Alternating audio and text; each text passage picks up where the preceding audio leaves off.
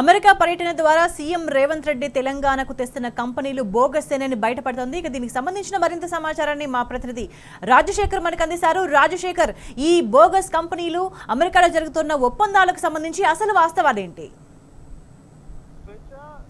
CM Revanth Reddy and team America నుంచి పెద్ద ఎత్తున పెట్టుబడులు తీసుకొస్తామంటూ అమెరికా బయలుదేరారు. కానీ అమెరికాలో పెద్ద ఎత్తున పెట్టుబడులు వస్తున్నాయంటే ఒక షో చేసే ప్రయత్నం చేస్తా ఉన్నారు అనే కొన్ని ఒప్పందాలు అయితే బయటకు వస్తా ఉన్నాయి. అయితే ఈ ఒప్పందాలన్నీ కూడా చాలా ఇంట్రెస్టింగ్ గా ఉన్నాయి. ఎందుకంటే ఈ ఒప్పందాలు చేసుకున్న వాటిలో చాలా వరకు కంపెనీలు రీసెంట్ గా ఒక నెల కింద పెట్టడం లేదా 15 రోజుల కింద అవి రిజిస్ట్రేషన్ కావడం లాంటివి అనేక కంపెనీలు వెలుగులోకి వస్తున్న పరిస్థితి కనపడతా ఉంది.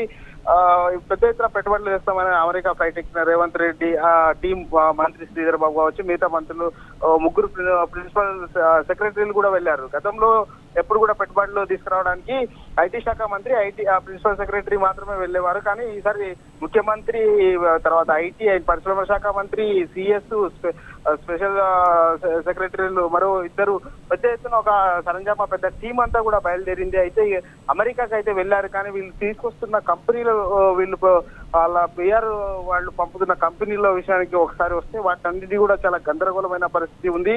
నిన్నటికి నిన్న స్వచ్ఛ బయో కంపెనీ పేరుతో రేవంత్ ప్రభుత్వం ఒప్పందం చేసుకున్నట్టు ఒక ప్రకటన అయితే చేశారు. ఆ కంపెనీపై అనేక సందేహాలు కూడా వెలువడుతున్న పరిస్థితి కనపడుతుంది. స్వచ్ఛ బయో కంపెనీ చైర్పర్సన్ ప్రవీణ్ పరిపాట్ పేరు మీద పత్రాల మార్పిడి జరిగితే ఎక్కడ ఆయన పేరు మీద కంపెనీ కనిపించే పరిస్థితి అయితే మనకు కనిపిస్తుంది. కేవలం 15 రోజుల కిందనే పుట్టిన ఈ కంపెనీకి డైరెక్టర్ స్వయాన ముఖ్యమంత్రి రేవంత్ రెడ్డి సోదరుడే యనుమల జగదీశ్వర్ రెడ్డి ఉన్నట్టుగా తెలుస్తా ఉంది. ఈ కంపెనీతో అమెరికాలోని అగ్రిమెంట్ కూర్చుకున్నారు రేవంత్ బృందం. దీంతో ప్రజల్లో ఇక్కడ తెలంగాణలో ఉన్న ఎవరైతే ఇండస్ట్రియలిస్టులు వీళ్ళందరూ ఉన్నారో వీళ్ళలో కూడా ఒక గందరగోళం ఏర్పడిన పరిస్థితి. ఏంటి, అమెరికా నుంచి వస్తున్న కంపెనీలు ఎక్కడ కూడా మనకు ఎక్కడ కూడా కనపడతలేదు కనీసం. ఎందుకంటే ఒక కంపెనీ ఉంటే ఆ కంపెనీకి లా ప్రకారం ఒక బోర్డ్ ఆఫ్ డైరెక్టర్స్ ఉంటారు, కంపెనీకి వెబ్సైట్ ఉంటుంది, కంపెనీ యాక్టివిటీస్ ప్రీవియస్ యాక్టివిటీస్ అన్ని కూడా ఉంటాయి. కానీ వీళ్ళు ఒప్పందాలు చేసుకునే మన తెలంగాణ ప్రభుత్వం రేవంత్ రెడ్డి ముఖ్యమంత్రి ఆధ్వర్యంలో వెళ్ళిన ఏదైతే టీం ఉందో వీళ్ళు చేసుకున్న ఒప్పందాల విషయానికి వస్తే ఎక్కడ కూడా ఆ కంపెనీలకు సంబంధించి ప్రీవియస్ ట్రాక్ రికార్డ్ కావచ్చు, ప్రీవియస్ యాక్టివిటీస్ ఎక్కడ కూడా కనపడని పరిస్థితి అయితే నెలకొంది. దీనిపై ఏకంగా సీఎంఓలో నెటిజన్ల ట్విట్టర్ ఎక్స్ ద్వారా ప్రశ్నల వర్షం కురిపిస్తున్న పరిస్థితి కనపడతా ఉంది. ఈ కంపెనీలన్నీ బోగస్ అంటూ కూడా ఇప్పటికీ అనేక మంది నెటిజన్లు విరుచుకపడుతున్న పరిస్థితి కనపడతా ఉంది. కేవలం 15 రోజుల కింద పెట్టిన కంపెనీతో రేవంత్ రెడ్డి ఒప్పందం కూర్చుకోవడంపై కూడా అనేక సందేహాలకు తావిస్తున్న పరిస్థితి అయితే మనకు కనపడతా ఉంది. గత నెల అంటే July 21 Swachh Biogreen private limited company Hyderabad address తో ప్రారంభమైంది. ఇది అధికారికంగా వెబ్సైట్ లాంటివి ఏం లేవు. ఇక టెర్రాస్ హోల్డింగ్స్ అనే కంపెనీ మరొక కథ. ఇది ఈ కంపెనీ కూడా దాదాపు సేమ్ బయో కంపెనీ లాగానే ఈ కంపెనీ కూడా సేమ్ అలాగే ఉంది. ఈ టెర్రాస్ హోల్డింగ్స్ అనే కంపెనీ 4 నెలల కిందట ఈ కంపెనీ ప్రారంభమైంది. టెర్రాస్ హోల్డింగ్ తో కూడా సీఎం రేవంత్ రెడ్డి అమెరికాలో ఒప్పందం కూర్చుకున్నారు. నిన్నగాక మొన్న ప్రారంభమైన ఈ కంపెనీతో అగ్రిమెంట్ ఎలా కూర్చుకుంటారని కూడా సిటిజన్లు ప్రశ్నిస్తున్నారు. ఈ కంపెనీకి ఇద్దరు డైరెక్టర్లు ఉన్నారు. సైకాఫ్ అయిన కంపెనీలు కూడా ఎదుగుతలేవు. తెలంగాణలో 830 కోట్లు పెడుతుంది ఈ కంపెనీ అంటూ కూడా ఎంఐయూ కూర్చుకున్నామంటూ కూడా పిఆర్ నుంచి ముఖ్యమంత్రి సీఎం పిఆర్ఓ నుంచి ఒక ప్రశ్న కూడా రిలీజ్ చేశారు. ఈ అమెరికాలో కంపెనీలన్నీ కూడా రేవంత్ రెడ్డి కూర్చుకున్న కంపెనీలన్నీ కూడా చిన్న కంపెనీలతో పాటు బోనస్ కంపెనీ అనేది చాలా స్పష్టంగా తెలుస్తా ఉంది.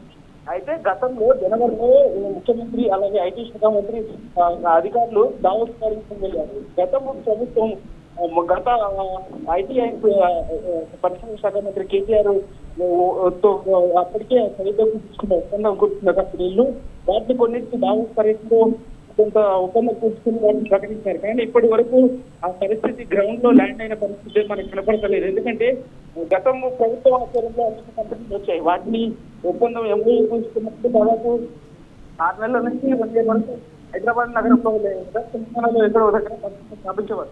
కానీ ప్రస్తుతం అయితే ఆ పరిస్థితి కనపడతలేదు. గత 10 ఏళ్ళుగా మనం ఒకసారి గత ప్రభుత్వం ఇచ్చిన రికార్డు ఒకసారి మనం పరిశీలిస్తే గత ప్రభుత్వం తీసుకొచ్చిన కంపెనీలు కావచ్చు, అట్రాక్ట్ చేసిన ఇన్వెస్ట్మెంట్ కావచ్చు, ముఖ్యంగా ప్రభుత్వం డిఎస్ ఐకాస్ అనే ఒక పాలసీ తీసుకొచ్చింది. ఈ పాలసీ ద్వారా అనేక ఇన్వెస్ట్మెంట్ అట్రాక్ట్ చేసినాయి. ఐటీ కావచ్చు, ఇండస్ట్రీ కావచ్చు, ముఖ్యంగా లైఫ్ సంబంధించిన ఫార్మర్ కావచ్చు, ఇట్లా పెద్ద ఇన్వెస్ట్ అర్థం చేసిన పరిస్థితిగా మనం చూసాం. సో ఈ నేపథ్యంలో గతంలో అనేక దావోస్ లో కావచ్చు, గతంలో యుఎస్ పర్యటనలో మంత్రి కేటీ రామారావు పెద్ద ఎత్తున కంపెనీలు తీసుకొచ్చారు. సో ఈ కంపెనీలన్నీ కూడా ల్యాండ్ అయిన పరిస్థితి ఉంది.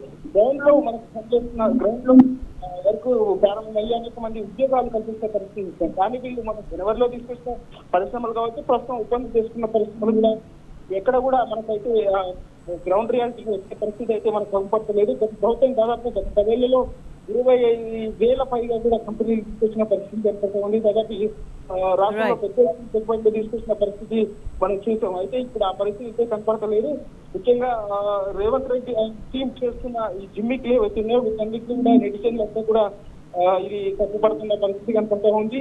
రియాలిటీ ఈ పరిశ్రమలు వస్తాయా రావన్న సందేహం కూడా కనపడుతున్న పరిస్థితి అయితే మనకు కనపడతా ఉంది. స్వేచ్ఛ. రైట్ రాజశేఖర్.